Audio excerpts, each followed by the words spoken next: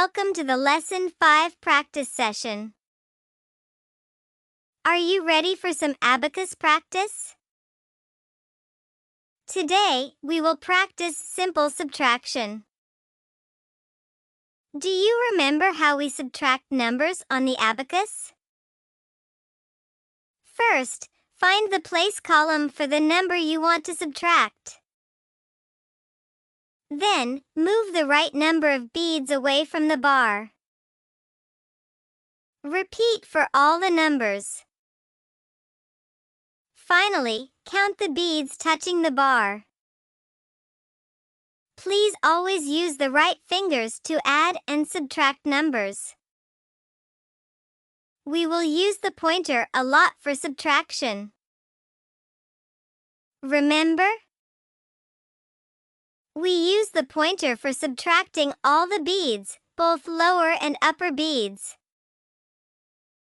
Grab your abacus and get ready.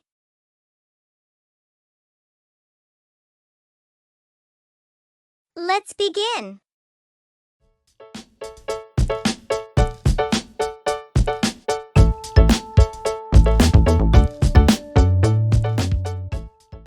Let's subtract 3 minus 1 on the abacus.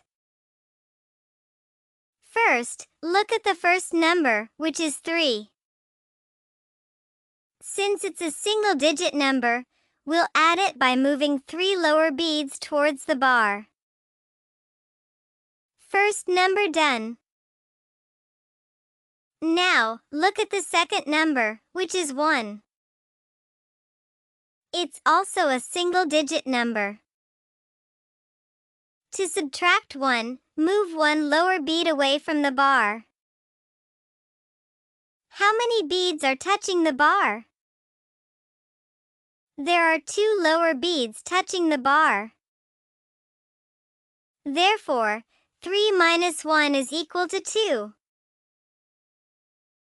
How is everyone doing? Did you use your pointer to subtract 1? Keep up the good work. Next question. Let's subtract 4 minus 2 on the abacus. First, look at the first number, which is 4. Since it's a single-digit number, we'll add it by moving 4 lower beads towards the bar. First number done. Now, look at the second number, which is 2. It's also a single-digit number. To subtract 2, move 2 lower beads away from the bar. How many beads are touching the bar? There are 2 lower beads touching the bar. Therefore, 4 minus 2 is equal to 2. Keep up the good work. Next question. Let's subtract 8 minus 5 on the abacus. First, look at the first number, which is 8. Since it's a single-digit number, we'll add it by moving the upper bead and 3 lower beads together towards the bar. First number done. Now, look at the second number, which is 5. It's also a single-digit number. To subtract 5, move the upper bead away from the bar. How many beads are touching the bar? There are 3 lower beads touching the bar. Therefore, 8 minus 5 is equal to 3. Keep up the good work. Next question. Let's subtract 9 minus 6 on the abacus. First, look at the first number, which is 9. Since it's a single-digit number, we'll add it by moving the upper bead and 4 lower beads together towards the bar. First number done. Now, look at the second number, which is 6. It's also a single-digit number. To subtract 6, move one lower bead away from the bar, then move the upper bead away from the bar. How many beads are touching the bar? There are 3 lower beads touching the bar. Therefore, 9 minus 6 is equal to 3. Keep up the good work.